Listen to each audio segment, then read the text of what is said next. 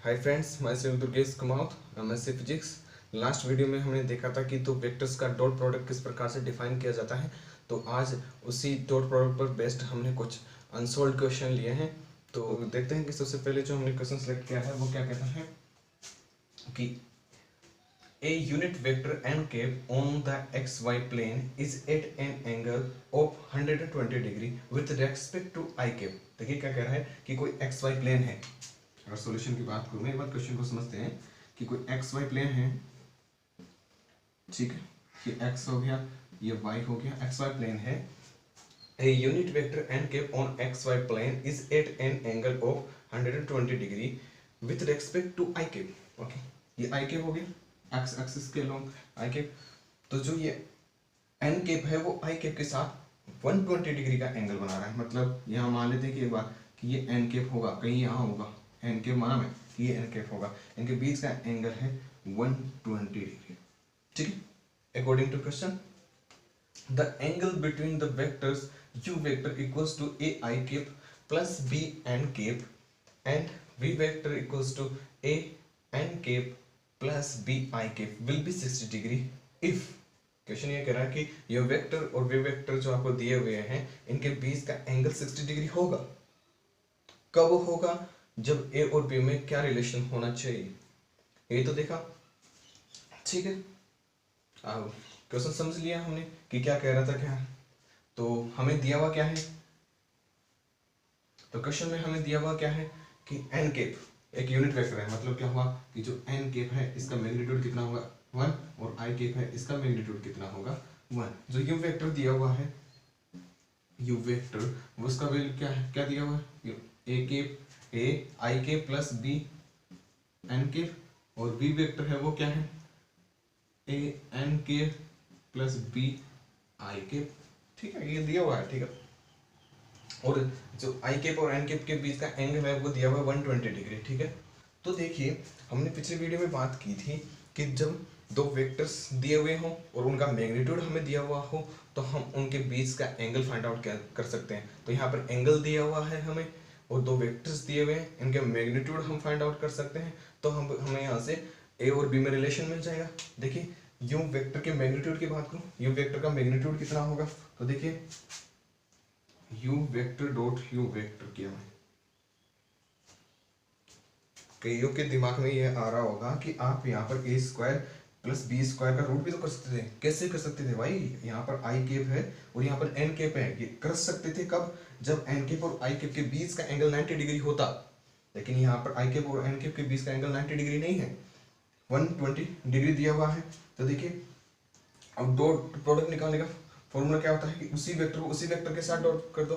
तो देखिए, डॉट किया तो मैं कितना आ जाएगा, a i cap plus b n cap dot a i cap plus b n cap, ठीक है। आगे सोल्व करते हैं, कितना आएगा, जब इसको सोल्व करेंगे तो आ जाएगा हमारे पास a स्क्वायर आ जाएगा, a से a कांस्टेंट है तो a स्क्वायर आ जाएगा, i cap dot i cap plus a b i cap dot n cap, सही है, plus a b n cap dot i cap plus b square n cap dot n cap. ये unit vector है n cap dot n cap, तो इनका magnitude तो same रहना है, 1 रहना है। तो देखिए i cap dot i cap कितना हो जाएगा 1, तो इसको क्या लिखा मैं, क्या लिखा, a स्क्वायर प्लस, अब देखिए i cap dot n cap कीजिए या फिर n cap dot i cap कीजिए, एक ही बात है, तो ये ट्वाइस हो जाएगा। तो 2a b i cap dot n cap plus b square n cap dot n cap 1 हो जाएगा, तो a square plus b square plus 2ab i cap dot n cap. देखिए, अब हम i cap dot n cap का value find out करते हैं। देखिए, डॉट प्रोडक्ट की डेफिनेशन से i cap dot n cap कितना हो जाएगा, i कैप का मैग्नीट्यूड और n कैप का मैग्नीट्यूड cos ऑफ थीटा, इनके बीच का एंगल कितना दिया हुआ है 120, ये इसका मैग्नीट्यूड 1 और cos 120, cos 120 की बात करें तो ये कितना हो जाएगा, देखिए cos 120 की बात करें तो कितना हो जाएगा, सेकंड क्वाड्रेंट में चला गया और cos चेंज हो जाएगा किसमें, साइन में, और cos नेगेटिव होता है माइनस, ये हो जाएगा 30 डिग्री, या ये हो जाएगा -1/2। आई कैप डॉट एन कैप का वैल्यू फाइंड आउट किया। देखिए, अब यहाँ पर पुट कीजिए आई कैप डॉट एन कैप का वैल्यू, तो a स्क्वायर माइनस आ जाएगा 1/2 पुट करेंगे तो 2 से 2 कैंसिल हो जाएंगे, बचेगा क्या a B plus B square. या फिर बात करें हम तो यू बराबर क्या है, यू डॉट यू, ये कितना आ जाएगा यू स्क्वायर तो है, तो यू का वैल्यू कितना आ जाएगा हमारे पास root A square minus A B plus B square. ठीक है, यू का वैल्यू फाइंड आउट किया, नो प्रॉब्लम, इसमें कोई प्रॉब्लम नहीं होनी चाहिए। ठीक है, इसी प्रकार से वी वेक्टर का मैग्नीट्यूड की बात करें वो क्या होगा, v vector dot we vector, यही तो होगा, वी वेक्टर को वी वेक्टर से ही डॉट प्रोडक्ट कर दें तो क्या आ जाएगा A N cap plus B I cap dot A N cap plus B I cap, dot product को ओपन करके कितना आ जाएगा ए स्क्वायर हो जाएगा N cap dot N cap plus A B N cap dot I cap.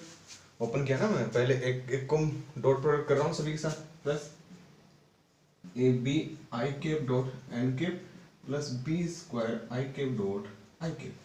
ठीक है, देखिए ये कितना हो जाएगा वी स्क्वायर हो जाएगा, वी स्क्वायर इक्वल्स टू कितना है यहाँ, ये तो ए स्क्वायर हो गया और plus i cap dot N cap कीजिए या फिर एन केप डॉट आई केप कीजिए, एक ही बात है। तो देखिए क्या आ जाएगा हमारे पास, ये ट्वाइस हो जाएगा plus 2 a B N cap dot I cap plus B square.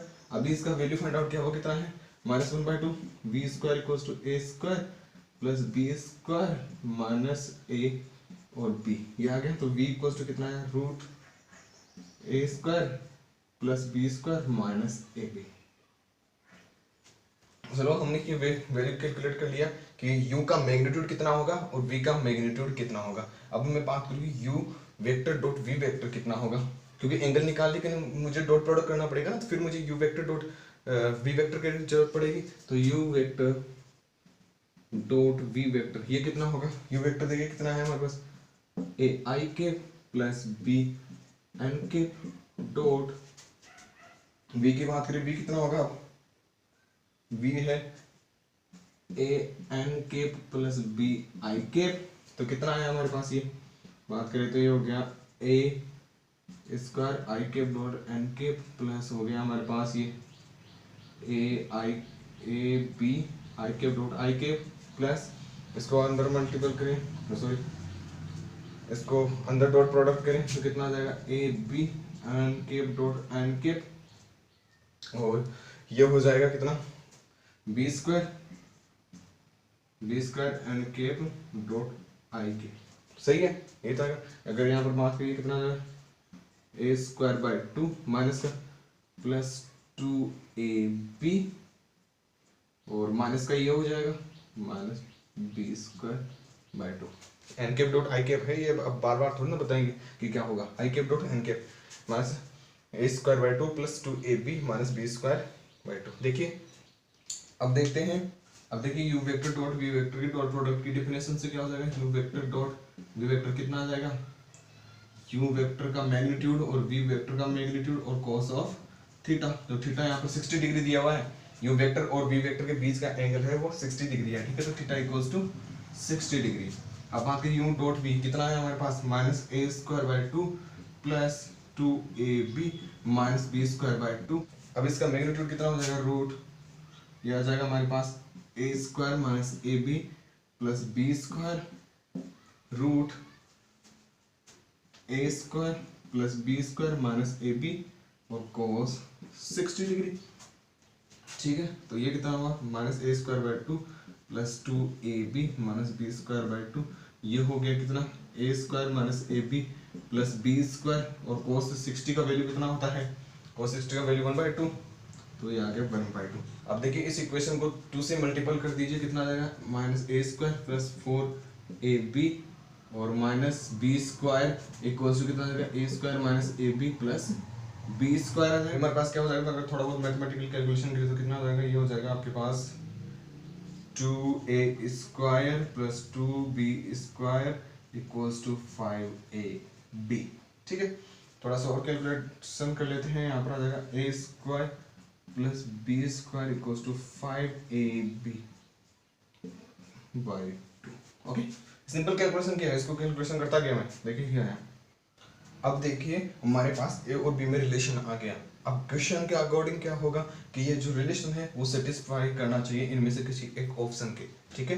तो देखिए a equals to sorry b equals to, पहले मैं पुट करता हूँ क्या, √3a/2। तो देखिए कितना जाएगा, पहले पुट करें तो a² plus √3a/2, √3a/2 square equals to 5a√3a/2। तो इसको सोल्व किया में कितना आया, 3a²/4 इक्वल्स टू 5√3a²/2। तो ये इक्वल हो सकते हैं, कभी नहीं, कभी इक्वल नहीं होंगे, देखिए, ठीक है। तो क्या हुआ, पहला ऑप्शन तो गलत हो गया, ठीक है, पहला ऑप्शन तो हो ही नहीं सकता, ठीक है। दूसरा ऑप्शन लेते हैं, दूसरा ऑप्शन पुट करते हैं यहाँ पर, ये कितना आ जाएगा, देखिए मैं पुट किया, सेकंड ऑप्शन वो आ जाएगा बी, कितना a² प्लस बी की जगह कितना पुट करना है, 2a/√3 और इसका स्क्वायर इक्वल्स टू 5a/√3/2,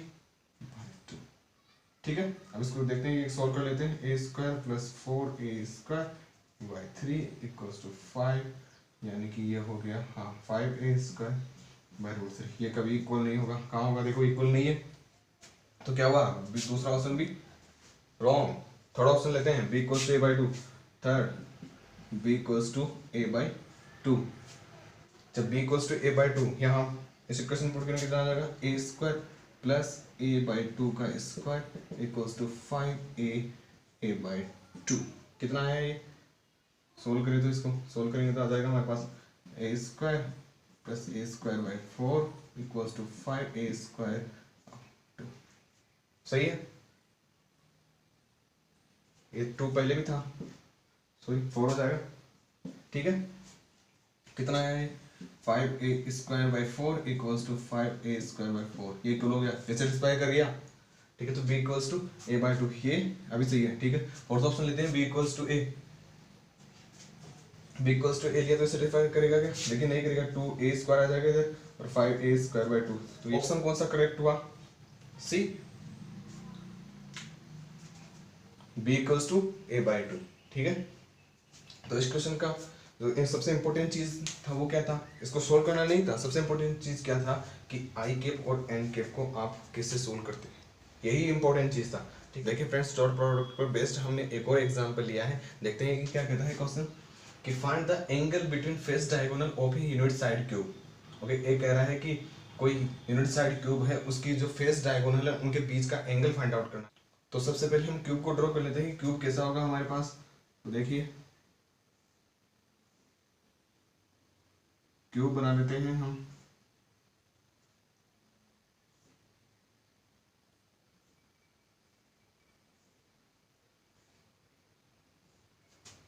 ठीक है। ये हमने क्यूब बनाया, ये एक्स एक्सिस हो गया, ये वाई एक्सिस हो गया और ये जेड एक्सिस हो गया, ठीक है। ये पॉइंट मैं मान लेता हूँ कि ये ए है, ये बी है, ये सी है, ये डी है, ये ई है, सॉरी ये ओ मान लेते हैं। तो सबसे पहले जितने भी हमारे पास जो पॉइंट हमने ड्रॉ किए हैं इनके कोऑर्डिनेट्स लिख लेते हैं कि क्या क्या कोऑर्डिनेट्स होंगे।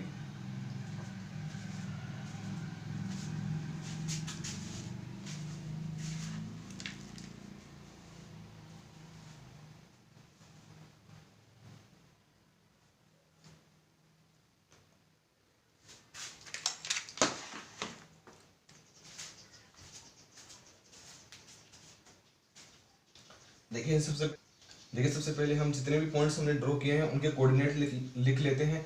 हम ऐसा क्यों कर रहे हैं, क्योंकि हमने बताया था कि दो वेक्टर्स के बीच में अगर हमको एंगल फाइंड आउट करना है तो हम डॉट प्रोडक्ट को यूज करेंगे फिर। तो देखिए डॉट प्रोडक्ट को यूज करने के लिए सबसे पहले हमें वेक्टर तो चाहिए ना, कि वेक्टर तो बनाओगे ना कि आप कि वो वेक्टर्स कौन से होंगे जिनके बीच में हमें एंगल फाइंड आउट करना होगा। तो वही कार्य कर रहे हैं हम यहाँ पर। देखिए ए के कोऑर्डिनेट कितना हो जाएगा 1 0 0, क्योंकि ए एक्स एक्सिस पर है, ये पॉइंट किस में एक्स वाई प्लेन में है, तो क्या हो जाएगा 1 1 0, और ये वाई पर है तो 0 1 0। और अगर डी पॉइंट के कोऑर्डिनेट्स की बात करूँ, डी पॉइंट के कोऑर्डिनेट्स किस में हो जाएंगे, ये पॉइंट्स किस में है, ये है एक्स वाई जेड तीनों प्लेन में है तो 1 और 1 हो जाएगा। एफ की बात करें, एफ पॉइंट किस में है, वाई जेड प्लेन में है तो 0 1 1 हो गया। और जी की बात करें, जी किस पर है, जेड पर ही है तो ये 0 0 1 हो गया। 1 क्यों आ रहा है, क्योंकि यूनिट साइड क्यूब है ये। और देखिए ई के कोऑर्डिनेट्स की बात करूँ, ये किस में आ रहा है, एक्स जेड प्लेन में तो 1 0 1 सही है। तो सभी के कोऑर्डिनेट्स देखिए, अगर इस पॉइंट की बात करें तो 0 0 0 ये ओरिजिन अपना, ठीक है। देखिए फेस डायगोनल का मतलब क्या होगा कि हम जानते हैं किसी क्यूब में 6 फेस होती हैं। तो देखिए फेस की बात करें, एक फेस ये रही जो हमें सामने दिख रही है, एक पीछे रहा, एक ये फेस रहा, एक ये फेस, एक ये फेस और एक ऊपर वाला फेस, ठीक है। तो हमें एंगल फाइंड आउट करना है किन्हीं दो फेस के बीच का। तो देखिए वो कैसे फाइंड आउट करेंगे। मैं मान लेता हूँ कि सबसे पहले कि मैं एक तो ये फेस ले लेता हूँ, लास्ट वाली फेस, एक ये फेस और एक ये फेस। तो देखिए ये लिया मैं, ठीक है, और एक ये फेस ड्रॉ किया मैं, ठीक है। और इनके बीच का एंगल क्या हो जाएगा, दोनों फेस के बीच का एंगल हो जाएगा। ये मान लिया कि मैं ये अल्फा है। अब देखिए अगर फेस के बीच में एंगल फाइंड आउट करना है तो वेक्टर बनाए, तो किन किन वेक्टर के बीच का एंगल होगा, डी एफ वेक्टर और डी ई वेक्टर के बीच का एंगल होगा। तो देखिए डी एफ वेक्टर लिखो सबसे पहले मैं, तो डी एफ वेक्टर देखिए कितना होगा, डी एफ वेक्टर की बात करूँ, डी एफ वेक्टर वो कितना हो जाएगा, डी एफ वेक्टर एफ के कोऑर्डिनेट माइनस किसके कोऑर्डिनेट, डी पॉइंट्स के कोऑर्डिनेट हो जाएंगे। तो क्या जाएगा हमारे पास, ये हो जाएगा अपने पास जे के प्लस के है, ठीक है। ये मैं डायरेक्ट लिखा, 0 में से 0 माइनस करोगे तो कितना आ जाएगा, 0 आई के प्लस क्या आ जाएगा 1 माइनस 0 जे के और प्लस क्या आ जाएगा 1 माइनस 0 के। तो ठीक है मैं डायरेक्ट लिखा आई जे के प्लस के, ठीक है। इसी प्रकार से जो डी ई वेक्टर है इसके कोऑर्डिनेट क्या हो जाएंगे, ये हो जाएगा आई के प्लस के, ठीक है। मैं से समझ ऐसे मानकर चल रहा हूँ कि आपको डिस्प्लेसमेंट वेक्टर निकालना आता है, ठीक है। लेकिन दो वेक्टर्स के बीच का एंगल फाइंड आउट करने के लिए आपको क्या चाहिए, मैग्नीट्यूड की भी जरूरत होती है दो वेक्टर्स में से। तो दो वेक्टर के मैग्नीट्यूड कर लिया मैं, डी एफ वेक्टर का मैग्नीट्यूड कितना हो जाएगा √2 और डी ई वेक्टर का मैग्नीट्यूड है वो हो जाएगा कितना √2, ठीक है। अब देखें D F dot D F vector dot करते हैं हम डी ई वेक्टर। ऐसा हम क्यों करें, क्योंकि इस क्वेश्चन को हमें डॉट प्रोडक्ट से बनाना है, इसलिए क्या मैं देखिए D F vector dot D E vector कितना आ जाएगा, जे केब, ये आ जाएगा आपके पास डी एफ वेक्टर है जे के प्लस के डॉट आई के प्लस के। तो इसको करेंगे तो कहते हैं J cap dot I cap 0, J cap dot K cap 0 और के केब डॉट आई केब 0 और के केब डॉट के कितना आ जाएगा 1, ठीक है। तो इसका डॉट प्रोडक्ट कितना आया 1। अब देखिए ये किसके इक्वल होगा, अगर मैं बात करूं यही चीज इक्वल्स टू 1 आया, इनका डॉट प्रोडक्ट किसके इक्वल होगा, डी एफ का मैग्नीट्यूड और डी ई का मैग्नीट्यूड, ठीक है। डी एफ वेक्टर का मैग्नीट्यूड, डी ई वेक्टर का मैग्नीट्यूड और cos अल्फा, अल्फा सेलेक्ट किया है बीच। अगर यहाँ पर वैल्यू पुट करें, डी एफ वेक्टर का मैग्नीट्यूड कितना है √2 और डी ई वेक्टर का मैग्नीट्यूड कितना है √2, तो √2 कितना हो जाएगा 2, तो 1 इक्वल्स टू कितना आएगा 2 cos अल्फा। तो अल्फा का वैल्यू कितना आया cos इनवर्स 1/2 कितना होता है π/3, अल्फा इक्वल्स टू कितना आ गया π/3। तो जो हमें क्वेश्चन में क्यूब दिया हुआ था उसकी जो फेस डायगोनल है उनके बीच का एंगल है वो हमारे पास आया π/3, ठीक है। अब क्वेश्चन का बी लेते हैं, बी पार्ट लेते हैं, ये तो ये पार्ट हो गया। अब बी पार्ट की बात करें, वो क्या बता रहा है, find the angle between body diagonal of a unit side cube. जो यही क्यूब है इसकी जो बॉडी डायगोनल होंगे उनके बीच का एंगल फाइंड आउट करना है। बॉडी डायगोनल, अगर बॉडी डायगोनल की बात करें तो क्या होगा, एक तो यहाँ से यहाँ तक हो गया बॉडी डायगोनल, एक फेस से दूसरी फेस पर आया, ठीक है, और एक यहाँ से यहाँ तक हो गया।